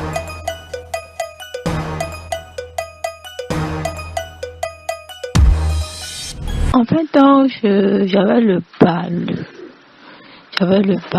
Et j'étais allée voir un médecin à la pharmacie. J'ai consulté un médecin à la pharmacie. Ce dernier, il ne connaissait pas mon état de santé. Et lui non plus ne m'a pas demandé si je souffre de tel mal ou tel mal. Et moi non plus, je ne lui ai rien dit sur ça. Et du coup, il m'a prescrit des médicaments que je ne devais pas prendre du tout. Et quand j'ai pris, au lieu que ça me guérisse, ça a plutôt aggravé mon état de santé. Et quand j'ai pris la dose prescrite, une fois, 2 fois, le 3e jour, ça n'allait pas. Et quand je prenais, le tout ressortait aussitôt. Et j'avais commencé à sentir des malaises au niveau de la gorge jusqu'à la poitrine, même au ventre aussi. Le tout me brûlait en fait. Tout de la gorge jusqu'au ventre, tout me brûlait. Et même m'asseoir aussi, je ne pouvais pas. Donc, et j'ai dû consulter un autre médecin et c'est ce dernier qui assure que en étant ulcéreux, je ne devais pas prendre ce médicament. Et du coup, j'ai repris tout le traitement en même temps avec le parleux et les effets secondaires du médicament en même temps, tout et tout en fait. Merci. Et ce que moi j'aurais à dire est que, et à propos des médecins, avant de prescrire n'importe quel médicament à un patient, je prie les médecins de bien demander si éventuellement le patient souffre d'une autre maladie avant de prescrire les médicaments. Et puisque aussi, j'ai aussi une tante, paix à son âme, qui a été victime de ça, mais au finish, ça l'a tué. Et c'est toujours le même cas. Et on lui a prescrit un médicament qu'elle ne devait pas prendre. Et malgré qu'elle prenait, elle sentait les effets secondaires, elle se sentait plus mal. Elle a appelé le médecin pour lui signaler cela. Mais le médecin lui a dit non, que ce sont juste des effets secondaires du médicament, qu'elle peut continuer. Mais qu'elle a continué, le médicament l'a tuée, c'est juste couché, pas juste parce qu'elle se sentait mal. Et du coup, elle ne s'est plus réveillée. Elle est partie. Et paix à son âme. Donc je prie les médecins de toujours prendre le temps de nous demander aux patients de quoi ils souffrent, quelles sont les maladies dont ils souffrent, les maladies dont ils souffrent. Et aussi, je prie aussi les patients, une fois et toujours, quand on leur prescrit des médicaments, avant la première prise, de toujours prendre le temps de bien lire les notices. C'est vraiment important de bien lire les notices avant la prise pour éviter tous ces dégâts. Merci bien.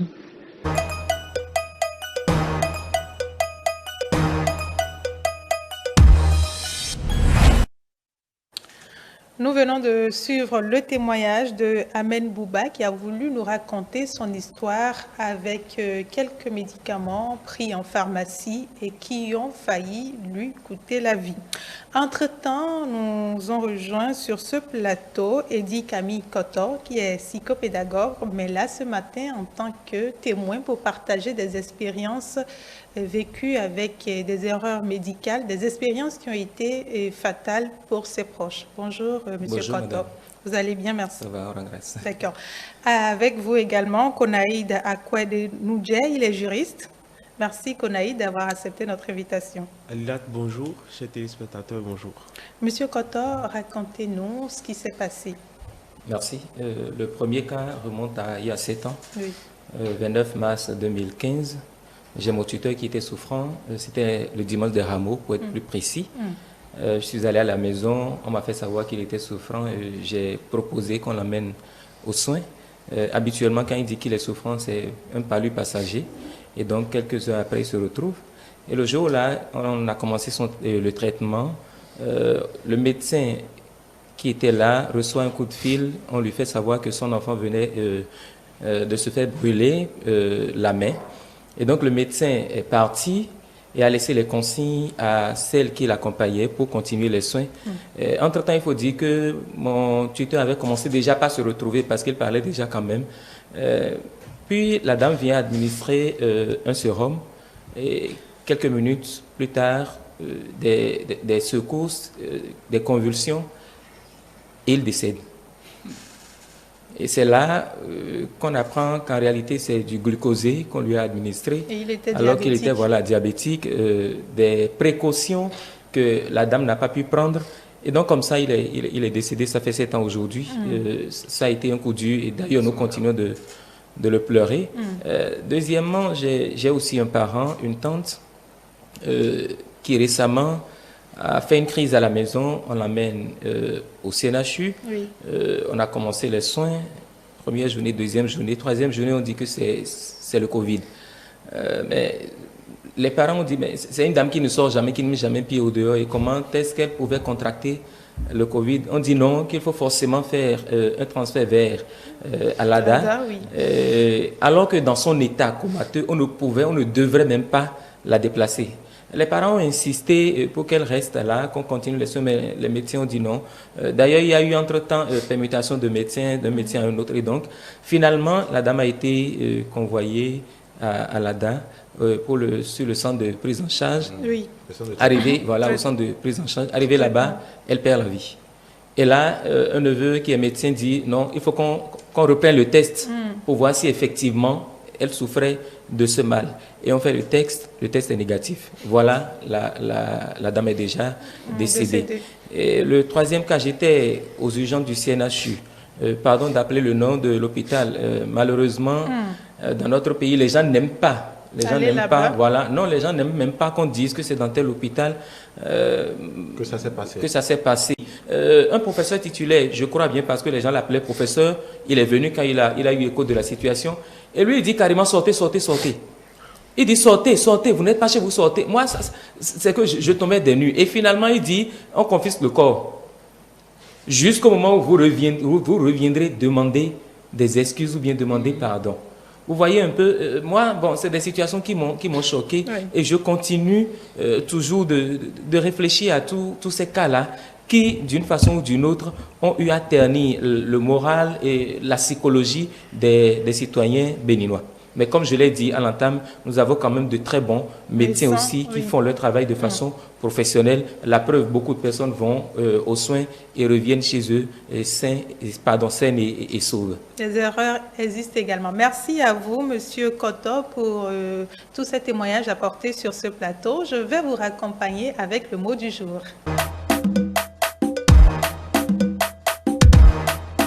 C'est possible qu'il se trompe, que ce ne soit pas le bon côté.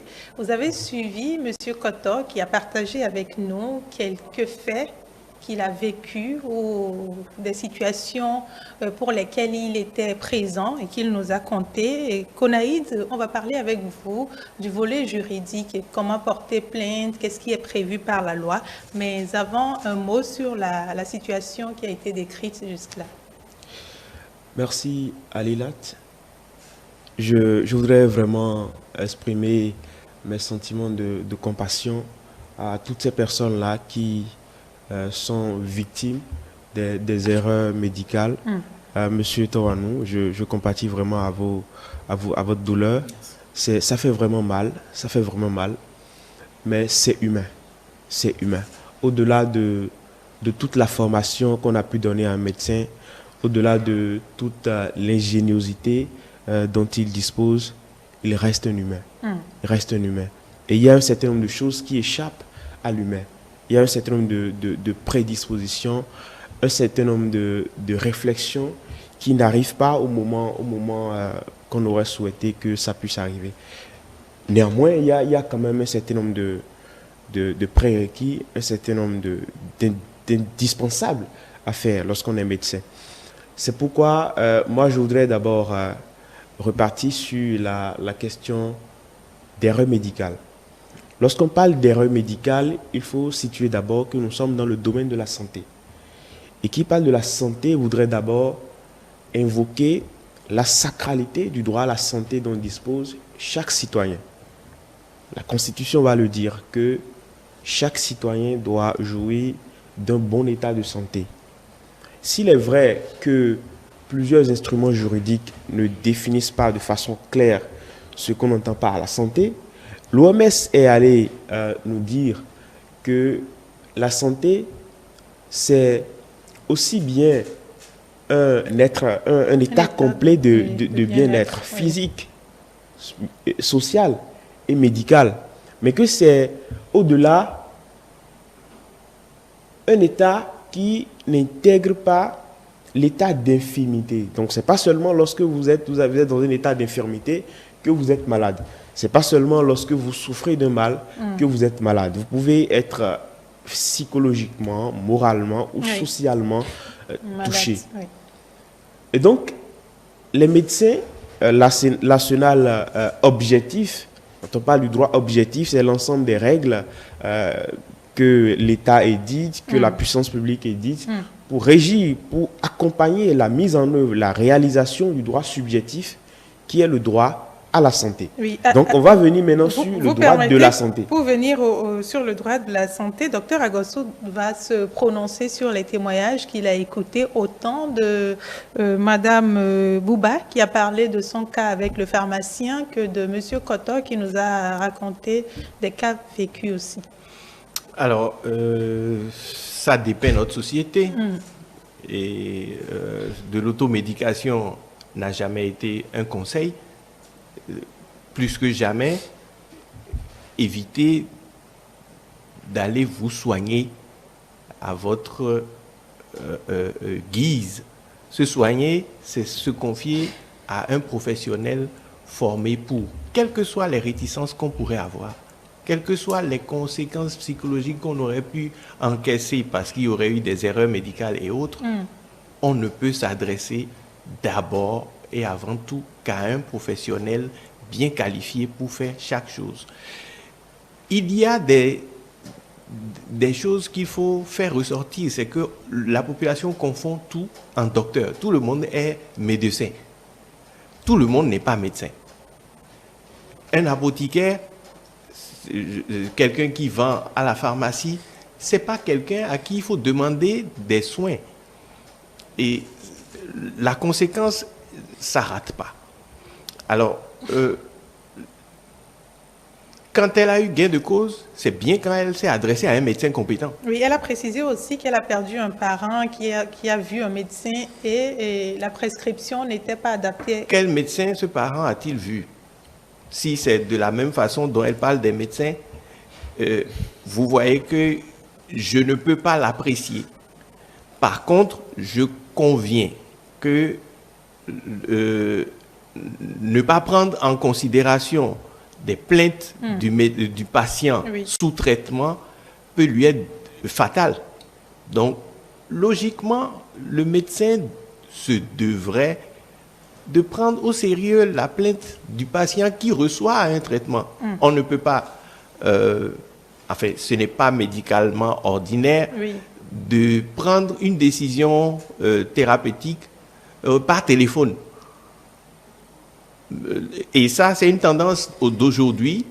Dans ma pratique courante, j'ai affaire à des patients qui ne voudraient pas venir en consultation, qui ne veulent pas faire le déplacement pour voir le médecin, qui restent derrière le téléphone pour souhaiter avoir des informations médicales. Moi, je ne réponds pas à des questions importantes au téléphone. Si vous ne pouvez pas venir me voir en consultation, je ne veux pas parler de soins parce que c'est dangereux. Oui. C'est dangereux, non seulement pour le patient, mais pour moi aussi. Je pense que nous avons un téléspectateur. Vous permettez? Bonjour, monsieur. Bonjour, papa. Bonjour. Vous nous recevez? Bonjour, monsieur. Allô, il est parti, oui. Donc, c'est dangereux et ça ne rate pas non plus. Oui. Alors, le reste sur les cas du CNHU oui. Et du diabétique qui aurait reçu du sérum glucosé, etc. Bon, écoutez, le diabétique peut recevoir du sérum glucosé. Ce n'est pas parce qu'il aurait reçu du sérum glucosé qu'il mourrait. Donc, ça ne tient pas qu'au sérum glucosé. Ça tient dû à quoi? Dû à ça? Non, un flacon de sérum glucosé ne peut pas tuer un diabétique. Il vaut mieux encore lui donner du sérum glucosé que de ne pas lui en donner. Parce que ce n'est pas parce que je suis diabétique que je ne peux pas être en hypoglycémie. Et si je suis en hypoglycémie, je prends quoi? Mais est-ce que là, le médecin a pris le soin de savoir s'il était en hypoglycémie ou pas? Non, personne ne le sait. On peut pas examiner ça. Ça n'a pas été décrit à fond. Et de toutes les façons, les erreurs médicales ne sont pas des choses sur lesquelles nous pouvons statuer là tout de suite. Et erreur, c'est toujours quelque chose qui est essentiellement, normalement évitable, qu'on appelle erreur. Oui. Donc, il faut l'établir. Ce n'est pas parce qu'on n'a pas gain de cause en matière de demande qu'il y a erreur. D'accord. Et le médecin, par ailleurs, parce que ça, on n'en a pas parlé encore jusqu'à maintenant, il a une obligation de moyens. Par-dessus et envers tout, il doit apporter tous les moyens nécessaires pour permettre aux patients d'avoir un diagnostic. Téléspectateur en ligne. Allô? Allô, bonjour monsieur. Oui, bonjour. Merci de vous présenter et de parler un peu plus fort pour qu'on vous reçoive. Ah, c'est Constant qui fait. Pardon? C'est Constant qui fait. Monsieur? Monsieur Constant qui fait. D'accord, allez-y. Ok, c'est le gagnant de mercredi passé. Nous vous recevons, allez-y. Allô?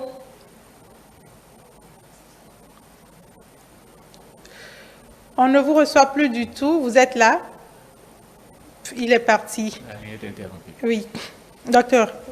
Donc, je disais que le médecin, il a une obligation de moyens par-dessus tout. Oui. Son rôle, c'est d'apporter tous les moyens nécessaires disponibles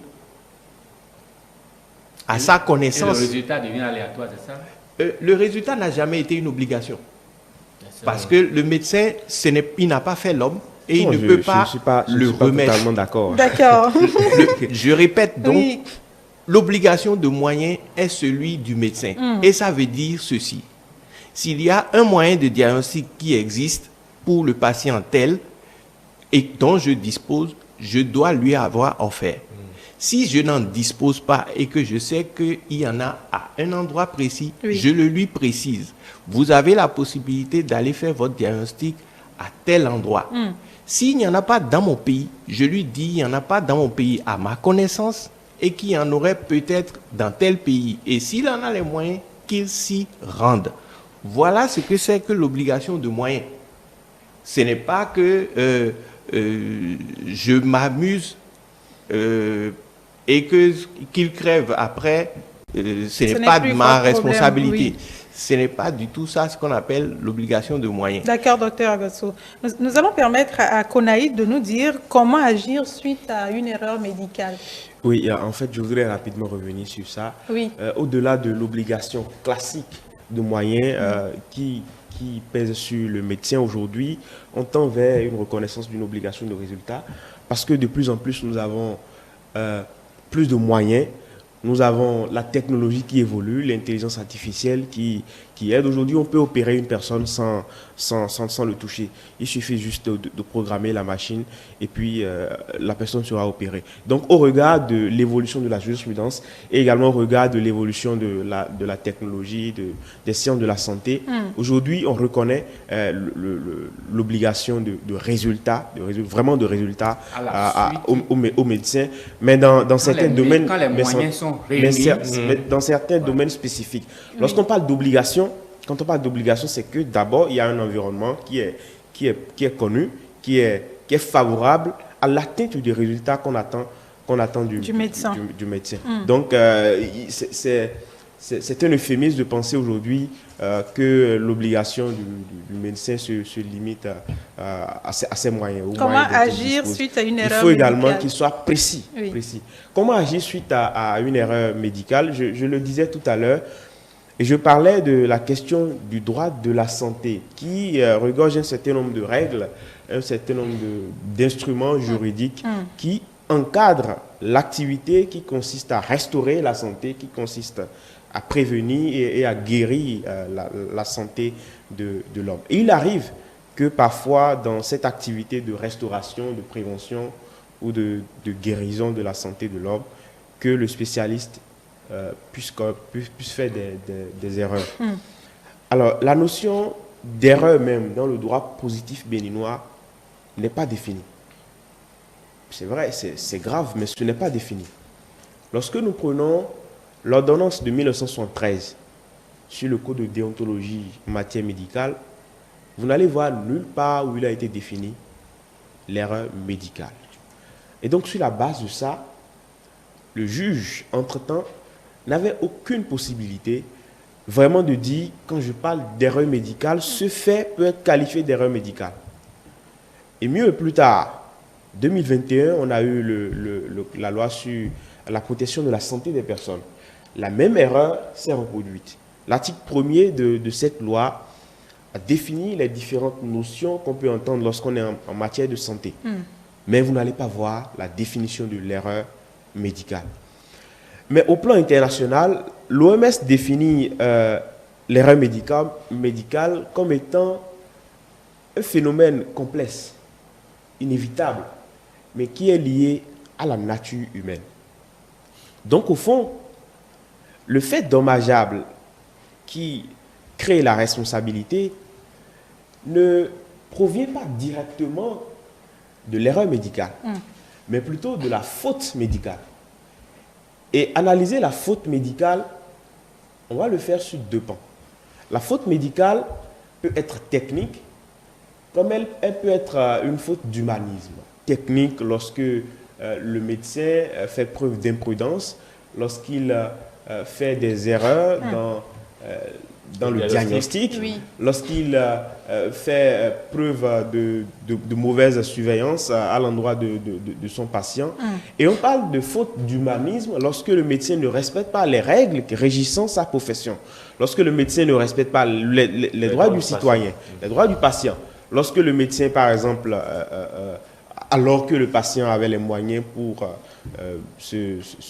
aller se faire soigner dans un hôpital mieux référencé, le médecin ne lui dit pas que nous n'avons pas l'arsenal qu'il faut pour vous soigner. Lorsque le médecin ne le fait pas, c'est une violation du droit à l'information en matière d'accès à la santé du citoyen, du patient.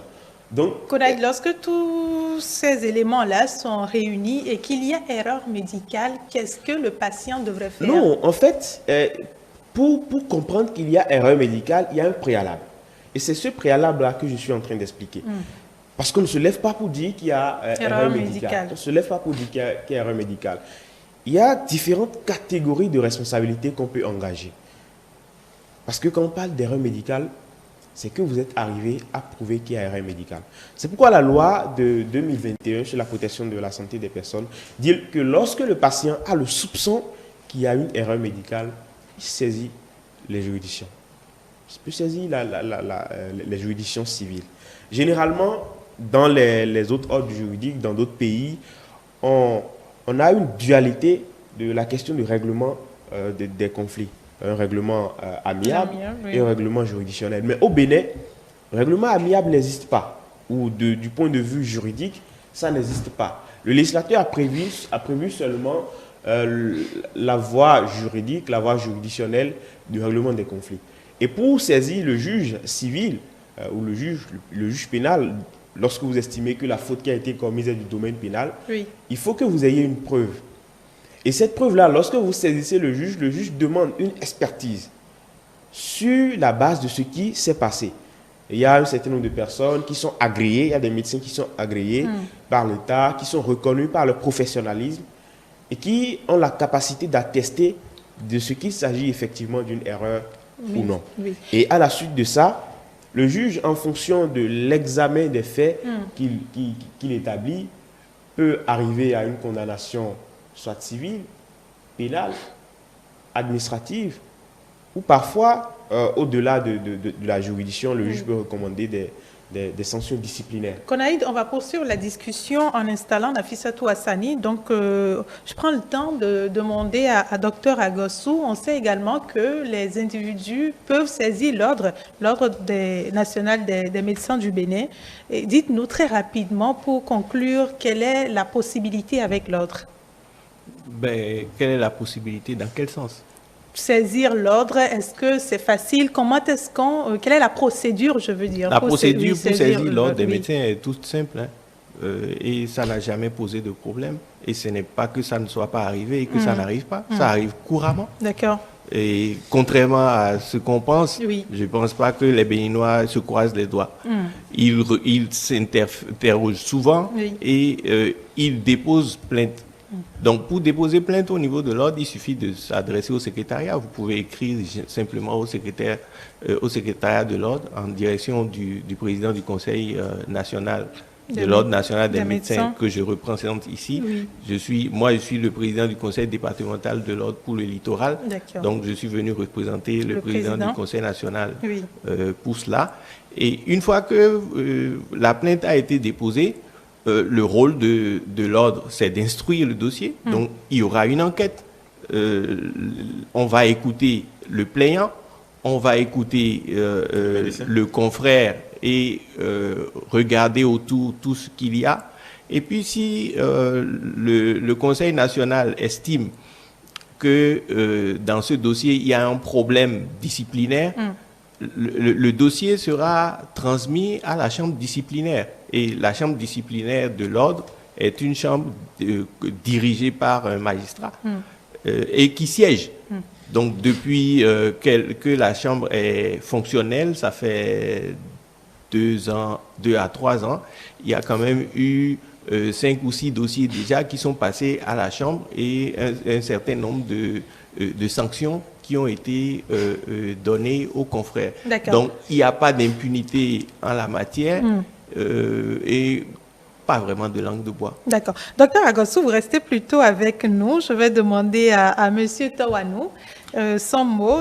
Émeric, une question très rapidement. Avant qu'on nous laisse partir, Monsieur Tawanou, j'ai lu quelque part dans votre ouvrage où vous disiez sur un autre plan et de manière régulière, je suis confronté à une série d'assignations en justice, toujours absent au tribunal. Aucun de mes collaborateurs ayant rédigé, signé les articles objets de diffamation ne prennent la peine de répondre aux audiences, au point où je suis obligé à un moment donné de solliciter la direction de l'hôpital au fin d'adresser au procureur de la République une correspondance assortie d'un certificat médical. Dites-moi, au jour d'aujourd'hui, est-ce que vous avez eu gain de cause?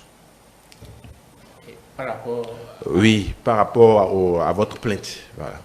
Non, la plainte là, c'est pas la plainte, c'est la diffamation sur le plan professionnel. Je suis directeur de publication en étant à l'hôpital, le journal fonctionnel toujours, c'est qu'il y a eu des fautes et des gens se sentant lésés se sont plaints et il faut répondre au tribunal. D'accord, donc ça n'avait pas un lien avec... Un lien avec... Ok, d'accord. Monsieur Tawanou, depuis que vous avez publié votre livre avec les dénonciations, est-ce qu'on peut dire que quelque chose a changé très rapidement?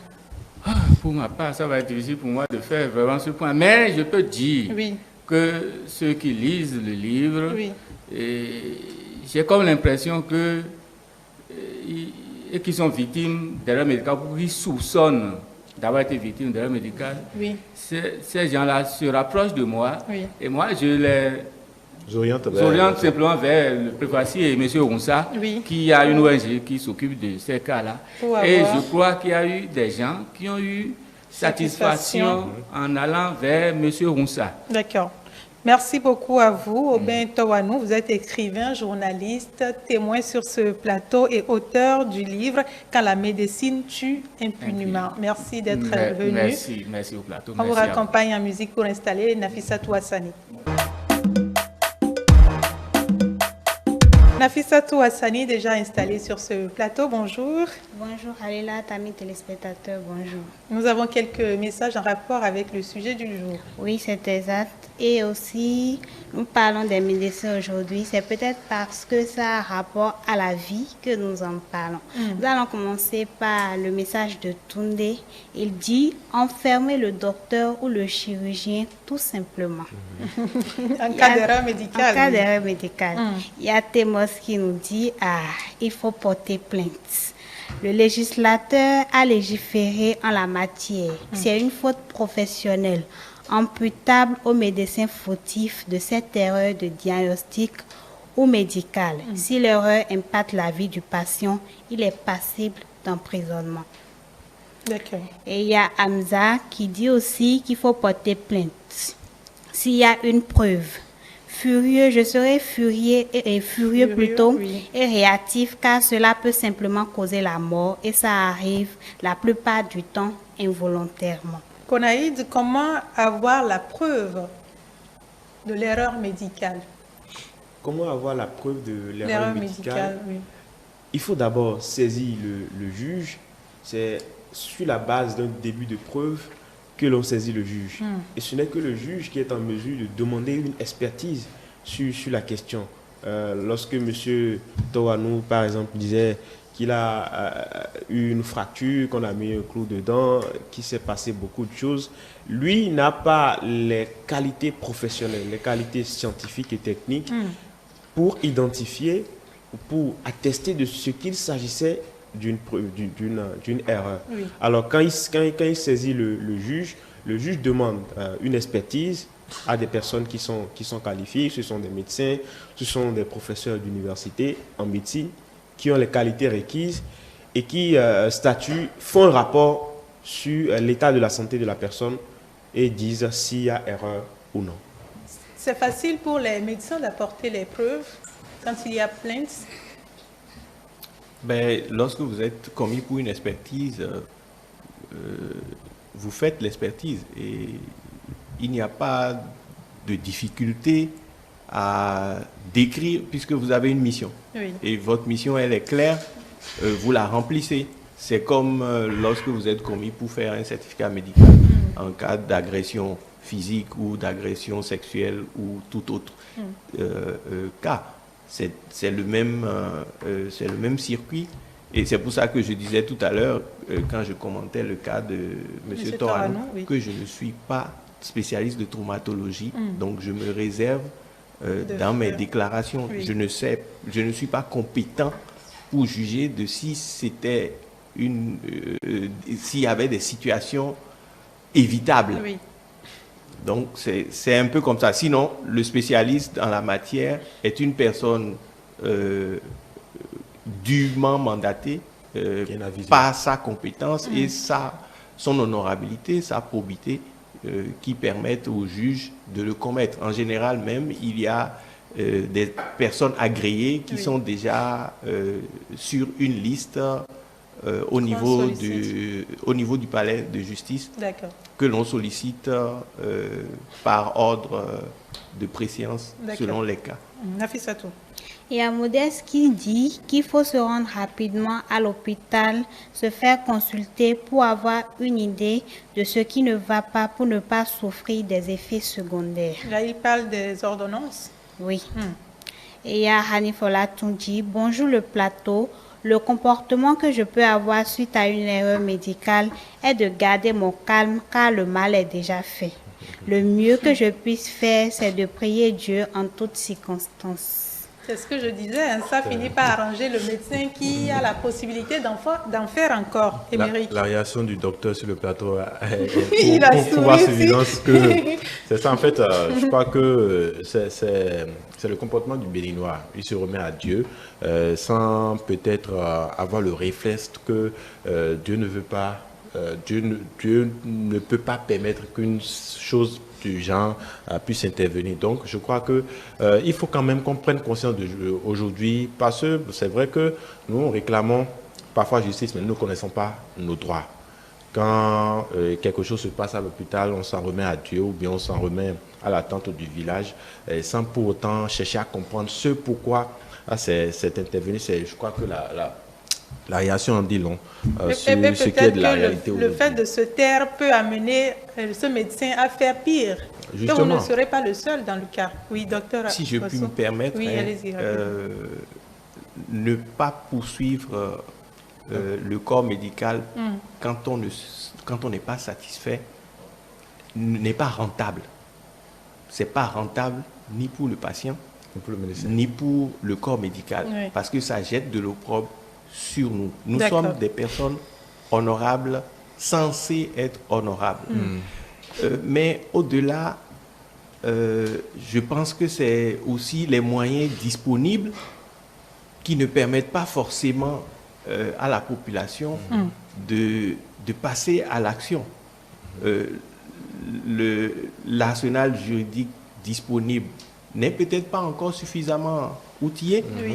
Le système judiciaire n'est peut-être pas encore assez efficace au goût de la population pour permettre à ce qu'elle y fasse confiance et y ait recours.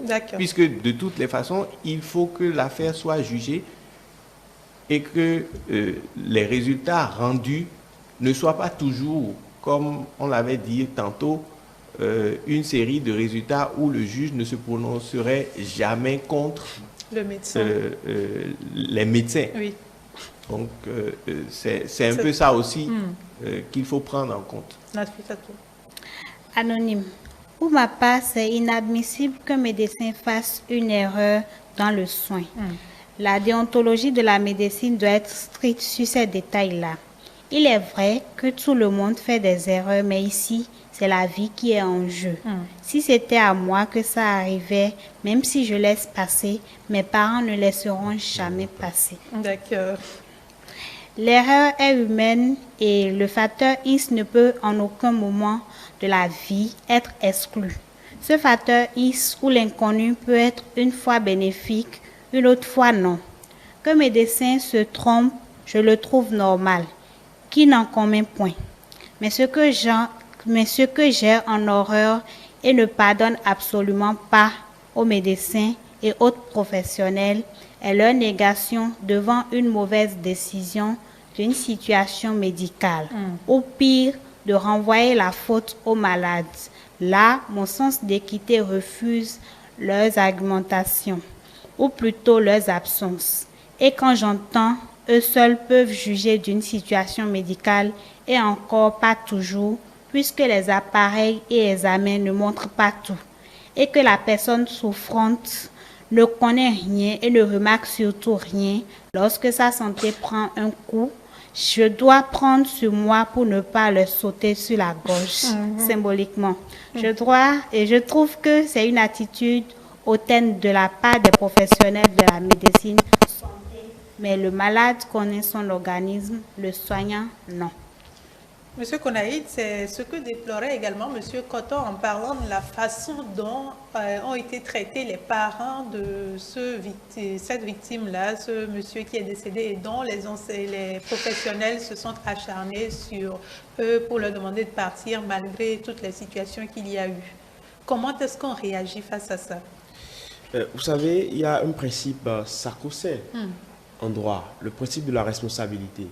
Lorsqu'on lit l'article 382 du Code civil, on dit « Tout fait quelconque de l'homme qui cause à autrui un dommage oblige celui par la faute duquel il est arrivé à le réparer. » Alors ça veut dire que chaque personne, quel que soit le domaine dans lequel vous êtes, devez être en mesure de répondre de vos actes, de répondre des conséquences, d'assumer les responsabilités qui découlent des actes que nous posons au quotidien. Et il en va de même dans le domaine de la médecine. Généralement, dans la sociologie béninoise, dans la sociologie des hommes, on a l'impression à penser que lorsque vous êtes malade et que vous allez à l'hôpital, payez et priez Dieu. Payez et priez Dieu. Vous n'avez pas le droit d'avoir une attente légitime, une attente, une certaine espérance. Parce que pour vous, dans la conception, dans ce qu'on nous a enseigné, dans ce qu'on nous a dans l'éducation qu'on nous a donnée tout le temps, durant toute notre vie, c'est que le médecin est un homme et qui peut faire des erreurs à tout moment. Et que le médecin incarne l'État et qu'on ne porte pas plainte contre l'État. Or, ce n'est pas le cas. Lorsque vous êtes victime de cette situation, telle que le ciel a dit tout à l'heure, le médecin a également une certaine obligation de respect des droits de la personne humaine. Lorsque vous, je suppose que c'était une erreur médicale, le médecin a l'obligation d'apporter sa compassion, d'apporter un certain nombre de soutien aux patients ou aux parents du patient qui vient de décéder. Il n'est pas bien pour le médecin, non seulement pour son honorabilité, mais également pour l'honneur de sa profession, pour le système de santé, de traiter des citoyens comme ça. Et quand ça arrive, le mieux qu'on puisse faire, le bien qu'on puisse faire, non seulement pour soi, non seulement pour les autres citoyens, mais également pour l'État, c'est de porter plainte. C'est d'ester en justice. Nafissatou. Nous allons poursuivre avec la pensée du jour. La pensée de ce matin nous vient de Eugène Lonesco. Un médecin consciencieux doit mourir avec le malade s'ils ne peuvent pas guérir ensemble. Docteur Agossou, oui. Un médecin consciencieux doit mourir avec le malade s'ils ne peuvent pas guérir ensemble. Un mot sur la pensée. Et les autres patients. Oui. Et les autres patients. C'est une question ou c'est une réponse à la citation? C'est une réponse à la citation parce que si je dois mourir avec le patient qui a une maladie incurable, c'est qu'il n'y aura plus de médecins bientôt. D'accord. Non, je pense qu'au-delà de la philosophie qu'on lit dans cette citation, il y a un appel qui est lancé aux médecins. Faites tout ce que vous pouvez, faites tout ce qui est de votre capacité, faites tout ce que vous avez à disposition, faites appel à toutes les compétences que vous avez. Si besoin y est, faites recours à d'autres collègues que vous pensez être en mesure de mieux faire. Et quand il dit mourir avec le patient si vous ne pouvez pas le guérir, c'est effectivement un appel pour que le médecin donne et respecte son serment. D'accord. Voilà. C'est effectivement ça. Il faut que le médecin fasse tout ce qui est dans son pouvoir pour sauver le patient. Il doit tout faire avant de dire maintenant que bon, là où on est là, on ne peut plus rien pour le patient. Ce n'est pas mourir au sens propre. D'accord. On peut toujours quelque chose pour le patient. D'accord, oui. Et quelques notes d'humour. J'ai vu 10 médecins, il y en a 2 qui sont d'accord sur le diagnostic. Qu'est-ce que je peux faire? Changer de maladie. Il y a le médecin qui lui dit de changer de maladie. D'accord. Premier jour à l'école de médecine. Un patient guéri et un client perdu. Oh, ça, c'est du business à la fin. D'autres notes d'humour? C'est pour une ablation de la tête, docteur. Pourquoi? Trop d'Alzheimer dans ma famille. Et le dernier, la douleur de votre jambe droite est due à la vieillesse. Le patient répond, non, ce n'est pas possible, car mon autre jambe a le même âge et elle ne fait pas mal. C'est une très belle réponse. Konaïd, pour finir, votre conclusion sur le mot? Une très belle. Non, je disais simplement que tout ça amène à inviter les médecins à se donner vraiment à leur travail. Le travail de médecin, c'est un travail qui est attaché à la vie des citoyens. qui est attaché à la survie des citoyens.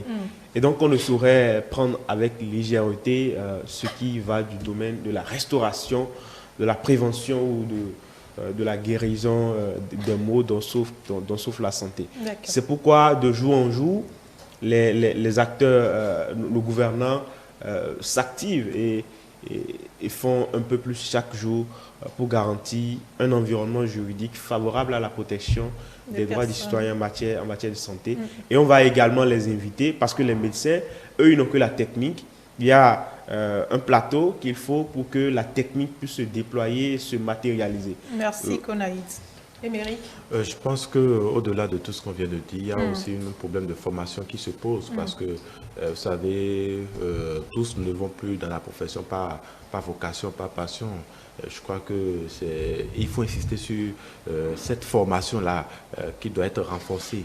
Même quand les médecins sont en activité, il faut quand même leur rappeler de trouver des moments de renforcement de capacité afin qu'ils échangent autour de ces questions-là qui sont légion aujourd'hui dans nos hôpitaux. D'accord. Docteur Agossou, pour finir. Pour finir, on va dire d'abord que les erreurs médicales, c'est pas dissimulé. Ça pend comme le nez au milieu de la face. Donc, on ne peut pas se cacher pour dire qu'il n'y en a pas. Au contraire. Mais c'est surtout qu'il faut les établir en demandant que cela se fasse. Donc, c'est aux patients, c'est aux clients du corps médical de revendiquer leurs droits pour que ces erreurs s'établissent, pour qu'on puisse avoir une idée plus claire de ce qui se passe dans le milieu. Et beaucoup de raisons. Nous sommes dans un pays sous-développé. Donc, parlant de pays sous-développés, je ne vous coupe pas, docteur, je reste avec vous. Que faites-vous, par exemple, quand vous arrivez aux urgences, après plusieurs heures de course, il n'y a pas de médicaments ou de produits disponibles, et quand on sait que les pharmacies sont peu accessibles aujourd'hui, la nuit, est-ce que ça vous facilite la tâche?